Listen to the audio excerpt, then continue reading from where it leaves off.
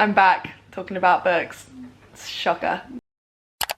Hi guys, welcome or welcome back to my channel. We are talking about TBRs and I thought I'd do something a little bit different from what I usually do, which is mood read, pick my book and hope for the best. I haven't done the best recently with reading. I think last year was probably the least amount I have read in a very long time. I'm trying to make sure that doesn't happen this year. The whole trend of blind picking your TBR sounds really cool. I have no biases. I cannot choose which one I pick.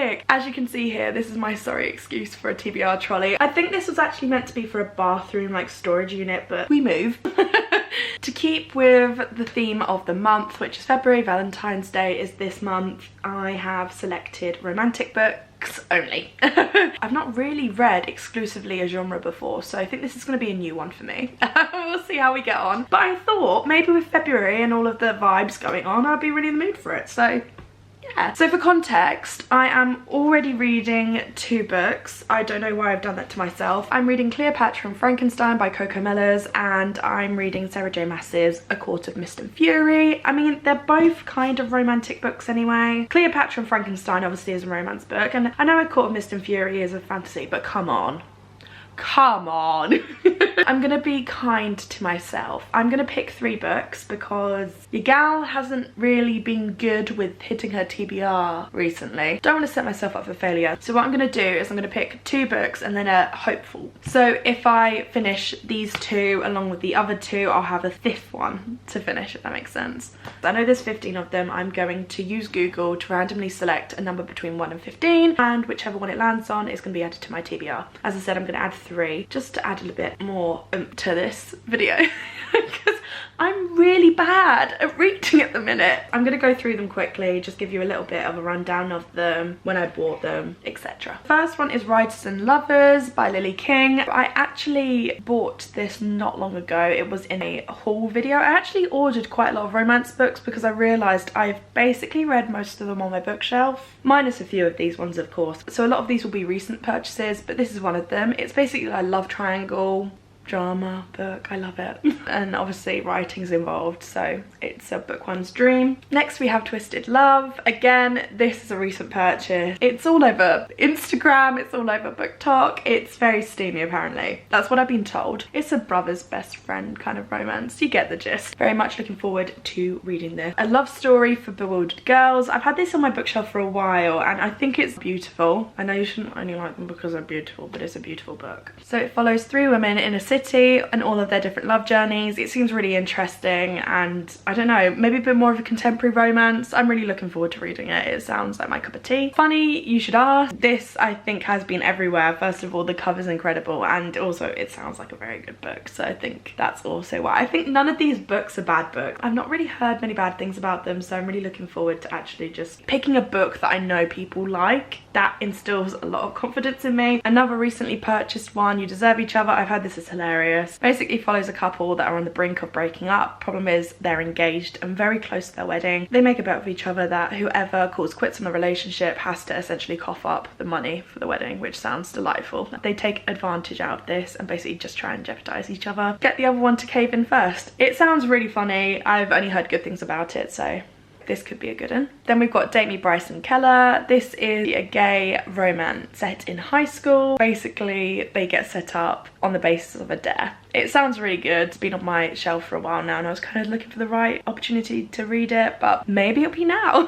The Falling in Love montage. I am so excited to read this. It sounds adorable. It's a sapphic romance where these 2 girls challenge each other to have a very fun relationship for a summer without all the serious bits like in the movies. You can kind of guess where it's gonna go. I think with romances, you know where they're all gonna go, but you're waiting for it. They just give the fans what they want, don't they, with these romances? I love it. The Rosie Project. Again, I've had this on my bookshelf forever and I think I'm the last person on the planet. Everyone's read it by now. Sounds incredible. Never heard a bad thing about it, so yeah. I wanted to jazz things up, so I've got a classic on here. I've got Pride and Prejudice. I need to read it again. I think this is a must. I love Jane Austen's work. I think this had to make it onto the list. Another one that I spoke about in my haul was When in Rome. Sounds really sweet. I love baking and romance together. Opposite of Always. I spoke about this in my last video. Sounds very gut-wrenching. Very gut-wrenching. Don't know if I'm ready to be this upset. It sounds incredible. Very much looking forward to reading it. I have been putting it off because I don't want to break my own heart. I think the story is going to be lovely regardless. I hope it's a happy ending. See, I'm saying all of these have a predictive end to them, but I actually don't think they do. Ordinary People. This is another one that focuses on multiple lives. I think it's meant to be an exploration of modern marriage, parenthood, grief, identity, all of these really important things that go into love. Very much looking forward to reading this. Again, I think this is going to be a deep read. A lot of these are quite light and fluffy, and then I think we have the hard-hitting like thinkers. Taylor Jenkins Reid's One True Love. I love this woman, love her book. Again, I'm going back on what I said earlier. I don't think all of these books are going to be predictable because I think this one's got some twists in it. I never trust Taylor Jenkins Reid not to throw something in there. Goodness knows.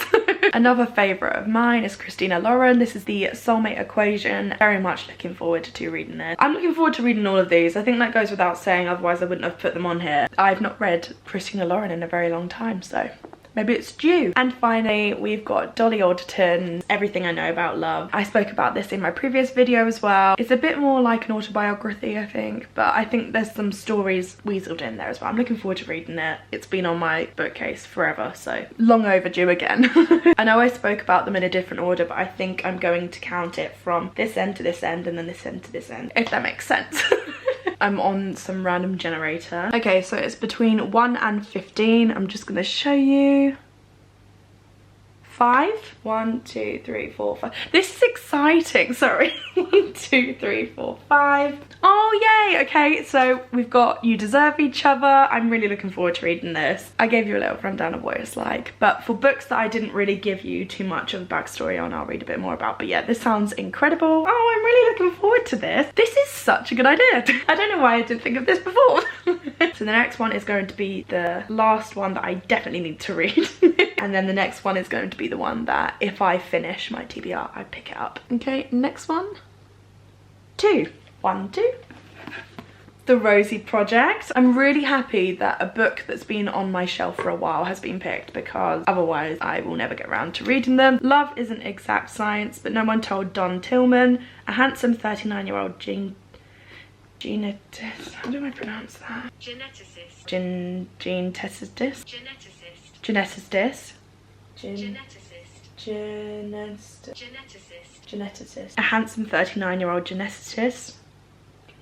I think that's how you pronounce it. Don's never had a second date, so he devises the Wife Project, a scientific test to find the perfect partner. Enter Rosie, the world's most incompatible woman, throwing Don's safe, ordered life into chaos. Just what is this unsettling alien emotion he is feeling? I'm so looking forward to reading this. I'm so looking forward to reading it. Sounds really interesting, and I've not really read anything like that before as a romance. I'm looking forward to getting into that. On to the final book.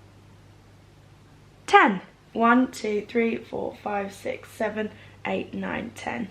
Oh yay! Taylor Jenkins Reid's One True Love. So looking forward to reading this. In her 20s, Emma Blair marries her high school sweetheart Jessie. They build a life for themselves far away from expectations of their parents and the people of their hometown in Massachusetts. They travel the world together. Emma is a freelance writer. Jessie is a production assistant on nature documentaries, living life to the fullest, seizing every opportunity for an adventure. On their first wedding anniversary, Jessie is on an assignment to the Aleutian Islands when his helicopter goes missing over the Pacific. Just like that, Jessie is gone forever. Emma quits her job, moves home in an effort to put her life back together. Years later, now in her 30s, Emma runs into an old friend, Sam, and finds herself falling in love again. When Emma and Sam get engaged, it feels like Emma's second chance in happiness. That is until Jessie is found. Pardon? What? He's alive. He's been trying to come home to her all these years. Emma now has a husband and fiance, but who is her one true love, and what does it even mean to love truly? Emma knows she has to listen to her heart. She's just not sure what he's saying. No, simply no. I have shivers. I remember when I first read that, I was like, what? It sounds devastating, but incredible. Sorry, I'm shocked right now. So that is my February TBR. Got my current reads, which is Cleopatra and Frankenstein, Court of Mist and Fury. Then we have You Deserve Each Other, The Rosie Project, and if I finish all of those, Taylor Jenkins Reid, One True Love. I'm so looking forward to this. I think this is a really good mix of books. I think you've got enough grittiness in there for it not to be too fluffy, which I didn't think I'd ever say, but This has been so much fun to film. I want to do more TBR videos because I think these challenges are really cool, and I think it makes picking your books a bit more fun than just what you're in the mood for in that one specific time. Thank you so much for watching. Hope you have a great day and a wonderful week. Until next week, bye.